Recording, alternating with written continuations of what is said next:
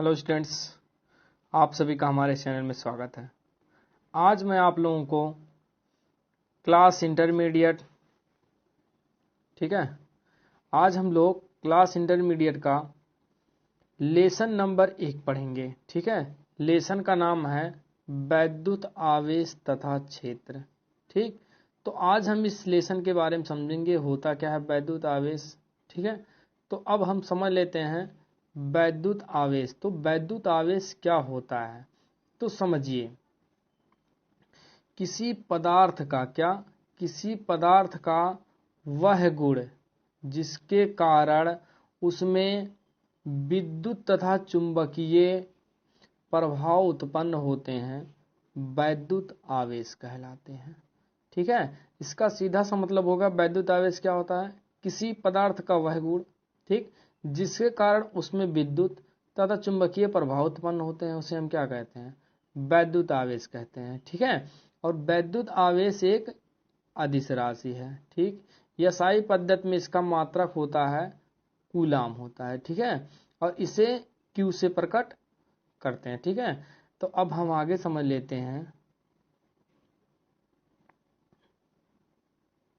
देखिए, अब इसमें हम कुछ सीखेंगे इसकी विशेष बातें। ठीक है, जैसे नोट में आप समझ लीजिए, यदि किसी आवेश में इलेक्ट्रॉनों की संख्या स्मॉल n हो, यहाँ n जो है इलेक्ट्रॉनों की संख्या है, तब जो होता है Q आवेश बराबर Q बराबर हो जाता है Ne।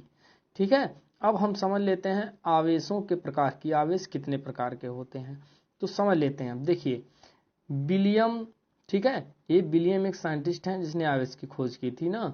ठीक है, देखिए विलियम गिलबर्ट के अनुसार आवेश 2 प्रकार के होते हैं। ठीक, नंबर 1 धनात्मक आवेश और नंबर 2 होता है ऋणात्मक आवेश।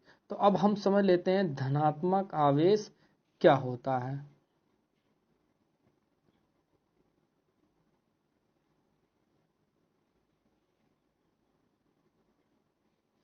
तो देखिए, जहां है नंबर 1 धनात्मक आवेश, तो समझ लीजिए धनात्मक आवेश क्या होता है। देखिए, यदि किसी पदार्थ पर इलेक्ट्रॉनों की कमी के कारण उत्पन्न आवेश को धनात्मक, ठीक है, मतलब क्या हो गया, किसी पदार्थ पर इलेक्ट्रॉन की कमी हो, ठीक है, किसी पदार्थ पर इलेक्ट्रॉनों की कमी के कारण जो आवेश उत्पन्न होता है, ठीक है, वो धनात्मक आवेश कहलाता है। ठीक है, अब देखिए जैसे आप सवाल लगाएंगे तो उसमें कभी कभी लिख देता है कि धन आवेश इतना है, तो वहां पर आप तुरंत जान जाइएगा कि उसमें इलेक्ट्रॉनों की क्या हो गई, कमी हो गई। ठीक है, जैसे उदाहरण में समझ लेते हैं, यदि एक कांच की छड़ को रेशम के कपड़े पर रगड़ा जाता है तो कांच की छड़ पर इलेक्ट्रॉनों की कमी हो जाती है, जिस कारण कांच की छड़ धन आवेशित हो जाती है। ठीक है, अब हम समझ लेते हैं ऋण आवेश। तो ऋण आवेश क्या होता है,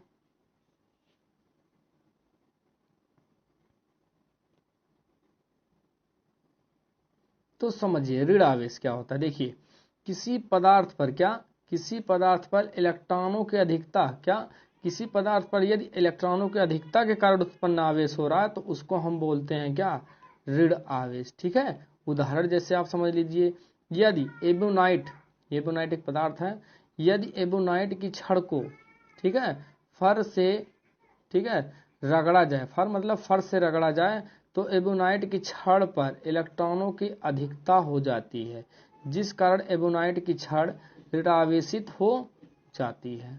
ठीक है, अब हम समझ लेते हैं आगे।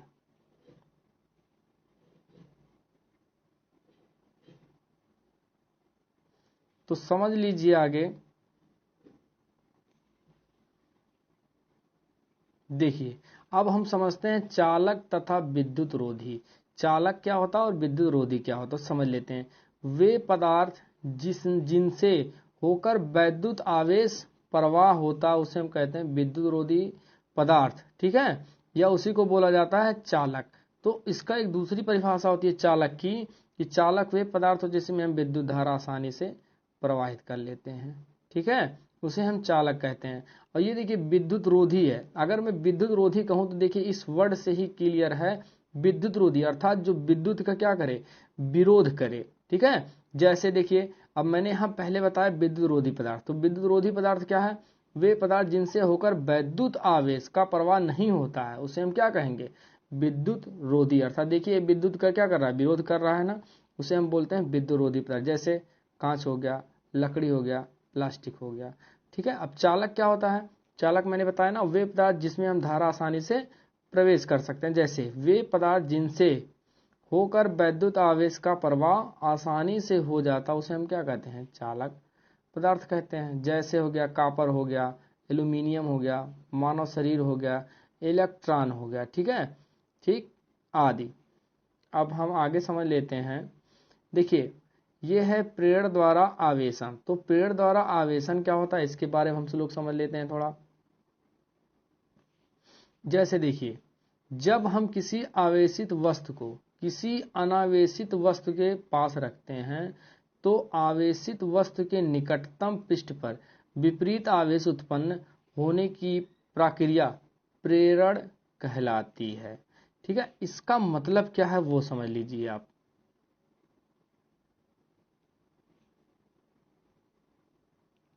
जैसे समझिए, ठीक है, अब इसका हम प्रयोग करके सीख लेते हैं।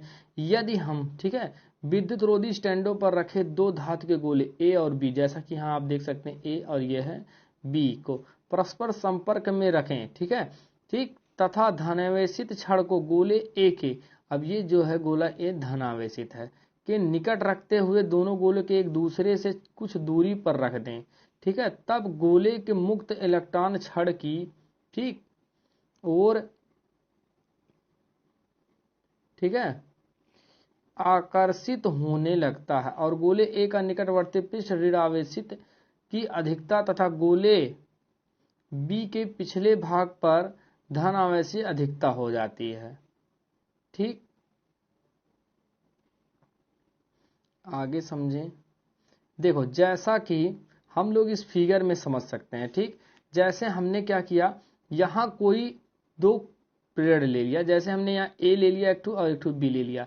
एक पर हमने धन आवेश चाह रखा है, दूसरे पे ऋण आवेश। देखिए एक कोई भी आवेश आप धन ले लीजिए तो ऋण अपने आप उत्पन्न हो जाएगा। ठीक है, और जब सेम सेम डायरेक्शन है, जैसे प्लस प्लस हो गया, ठीक है, जैसे प्लस और प्लस हो जाए या माइनस माइनस हो जाए तो वहां पर जो बल उत्पन्न होगा वो प्रतिकर्षण बल उत्पन्न होगा। ठीक है, जैसे कि यहाँ आप देख लीजिए यहाँ प्लस है तो इसमें अपने आप माइनस उत्पन्न होगा, इसका मतलब इसमें आवेश जाएगा। अब हम आगे समझ लेते हैं। यहां समझिए, यदि आवेशित छड़ को हटाकर गोले के बीच की दूरी बढ़ा दें तब इन गोलों पर प्रेरित आवेश एक समान रूप से फैल जाता है। इस प्रकार गोला ए ऋण आवेशित तथा गोला बी धन आवेशित हो जाता है। जैसा कि आप यहां देख सकते हैं गोला ए क्या है, ऋण आवेशित, और बी पर क्या उत्पन्न हो गया, धन आवेशित। ठीक, अब हम समझ लेते हैं आगे वैद्युत आवेशों के मूल गुण।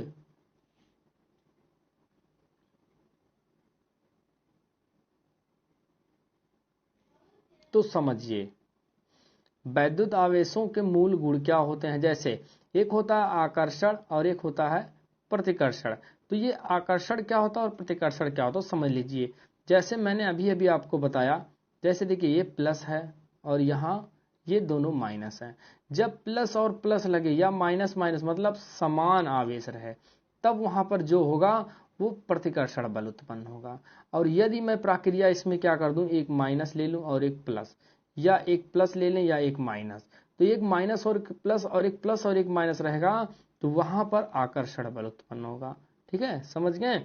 अब समझिए समान प्राकृत के, क्या समान प्राकृत, समान प्राकृत का मतलब समान आवेश, जैसे प्लस प्लस या माइनस माइनस के आवेश एक दूसरे को प्रतिकर्षित तथा विपरीत प्राकृत के, विपरीत मतलब एक माइनस या प्लस, एक प्लस और एक माइनस, विपरीत प्राकृत के आवेश एक दूसरे को क्या करते हैं, आकर्षित करते हैं। अब हम समझ लेते हैं आवेश का संरक्षण, मतलब आवेश संरक्षण का नियम क्या होता है।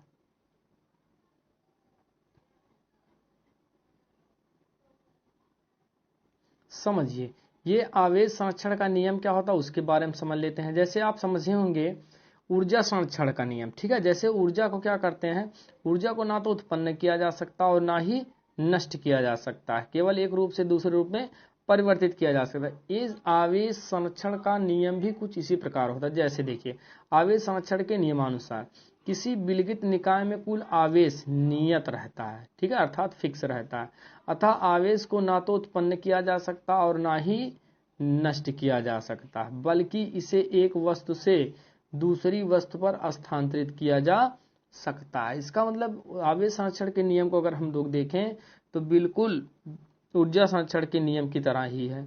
ठीक, अब हम आगे समझ लेते हैं।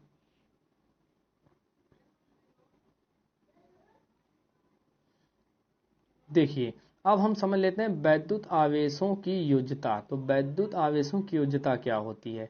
ठीक है, किसी निकाय का कुल वैद्युत आवेश उसके अलग अलग कणों पर उपस्थित अलग अलग आवेशों के बीजगणितीय योग के बराबर होता है। यदि कुल निकाय, ठीक है, यदि कोई निकाय अलग अलग n कणों से मिलकर बना है जिस पर आवेश क्रमशः Q1 Q2 minus Q3 minus Q4 dot dot dot plus Qn हो, तो निकाय पर कुल आवेश। अब कुल आवेश का मतलब क्या होता है? जितने आवेश हैं उसको हम टोटल जोड़ लेते हैं चिन्ह के साथ। तो देखिए कुल आवेश Q है, यहाँ पर है Q1 प्लस में लिख दिया गया, दूसरा है Q2, तीसरा है माइनस में Q3 तो भी लिख दिया गया, प्लस में Q4 डॉट डॉट डॉट कहाँ तक Qn। ये है वैद्युत आवेशों की योज्यता। अब हम समझ लेते हैं आवेशों का क्वांटीकरण। ठीक है, आवेशों का क्वांटीकरण क्या होता है? देखिए, प्रकृति में आवेश सदैव एक निश्चित न्यूनतम मान के पूर्ण गुणज के रूप में उत्पन्न होता है। इसे आवेश का क्वांटीकरण, ठीक है, अथवा परमाणुकता कहते हैं। इसे न्यूनतम मूल आवेश इलेक्ट्रॉन ई है, ठीक है, इलेक्ट्रॉन ई कहते हैं या इसी को आवेश बोला जाता है। और जो इलेक्ट्रॉन का मान होता है ये होता है 1.6 गुणे 10⁻⁻19 कूलाम। ठीक, अब हम समझ लेते हैं मोस्ट इंपॉर्टेंट टॉपिक कूलाम का नियम।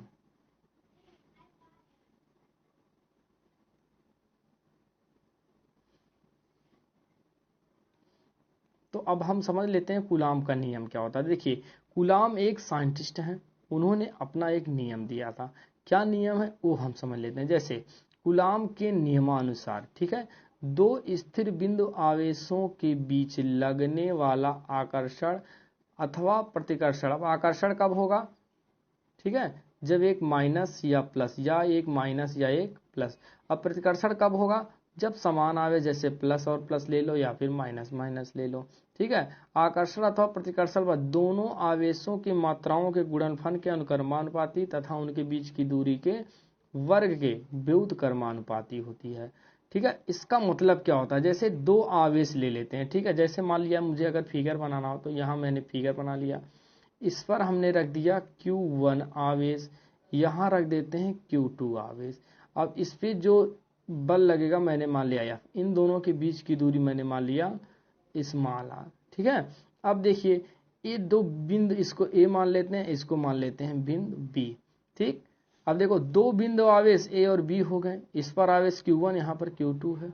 दोनों आवेशों के मध्य लगने वाला बल उनके आवेशों के, देखिए उनके आवेशों के गुणनफल के अनुक्रमानुपाती, देखिए अनुक्रमानुपाती, तथा उनकी जो बीच की दूरी है स्मॉल r, उनके वर्ग के, देखिए वर्ग के व्युत्क्रमानुपाती होते हैं कि नहीं? देखिए F प्रोपोर्शनल Q1 Q2 समीकरण 1 बना लिया, या प्रोपोर्शनल 1/r2 समीकरण 2 बना लिया। ठीक है, अब आगे हम समझ लेते हैं। तो यहाँ पर अगर हम देखें तो देखिए जहाँ Q1 Q2 दोनों बिंदु आवेशों का परिमाण है, ठीक है, तथा स्मॉल r दोनों आवेशों के बीच की क्या है? दूरी है।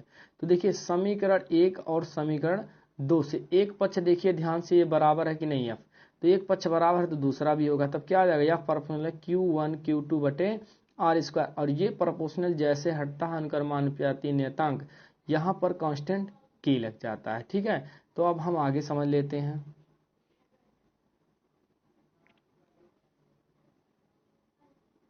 ठीक, तो देखिए जहाँ K स्थिर वैद्युतिकी नियतांक है, अर्थात ये जो K है एक नियतांक है, इसका मान आवेशों के बीच के मध्यम आवेश की दूरी व बल के मात्रकों पर निर्भर नहीं करता है। निर्वात में इसका मान 9 × 10⁻⁹ न्यूटन मीटर स्क्वायर प्रति कूलाम स्क्वायर होता है। तो ये था कूलाम का नियम। ठीक, तो आप लोगों ने समझा। अब आगे हम देख लेते हैं थोड़ा। ठीक, अब देखिए, अगर इस k का मान क्या, k का मान 1/4 पाई एप्सिलॉन 0 लिया जाता है, जहां न्यू ये एप्सिलॉन 0 है, एप्सिलॉन 0 निर्वात की, ठीक है, अथवा वायु की वैद्युतशीलता है। अगर हम k के दर पे कितना मान लेते हैं 1/4 पाई एप्सिलॉन नॉट, तो उसी f बराबर क्या हो जाएगा 1/4 pi epsilon not Q1 Q2 बटे आर स्क्वायर। ये हो जाता है कूलाम का नियम। आगे हम समझ लेते हैं कुछ स्पेशल पॉइंट, जैसे नोट समझ लेते हैं। ठीक है, इसके बारे में, इसे आप विशेष रूप से याद रखेंगे।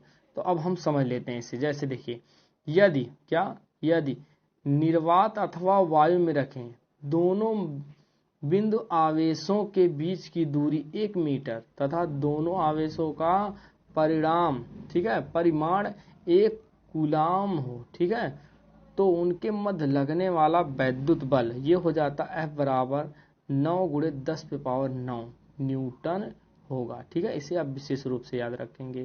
तो इसी प्रकार का वीडियो पाने के लिए आप लोग हमारे चैनल को लाइक, सब्सक्राइब और शेयर करना ना भूलें। आप लोग वीडियो को जितना हो सके शेयर से शेयर कर दीजिए, ताकि मैं आप लोगों को रोजाना एक से वीडियो बनाते रहूं। वीडियो देखने के लिए धन्यवाद। जय हिंद।